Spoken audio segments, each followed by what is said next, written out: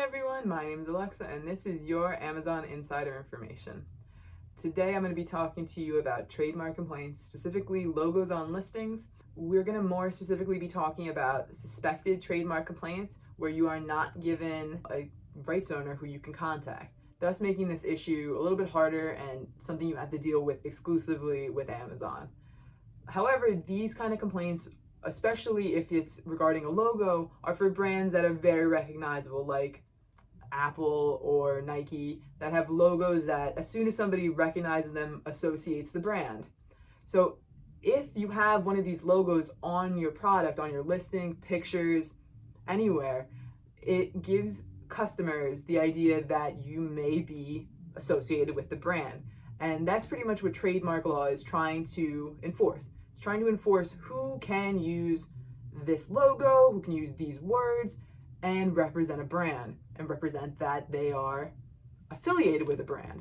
So if you're not, and you're using logos or the trademarked words even, it's going to be an issue for you because you don't own the rights to do so. But if you have an object that you're selling, that you're listing, that has a logo that you didn't print on the product itself, you can go around the system. You have to find a way to distort the image or blur the image in some way so you're showing that you're not affiliated with these brands and that you're selling your own products and not trying to represent you something that you're not, or something that your products are not. So by doing this, you have a little bit longer road with Amazon in the appealing process, but it is possible if you are able to distance yourself from the brand and prove that your listings are not infringing on trademark. You're just trying to show exactly what your product is in some way that unfortunately displays a brand logo or word. You got to be careful how you do it, but if you are smart in how you create your listings or how you put your pictures on your listings, you'll be able to get around this and be able to continue selling your products.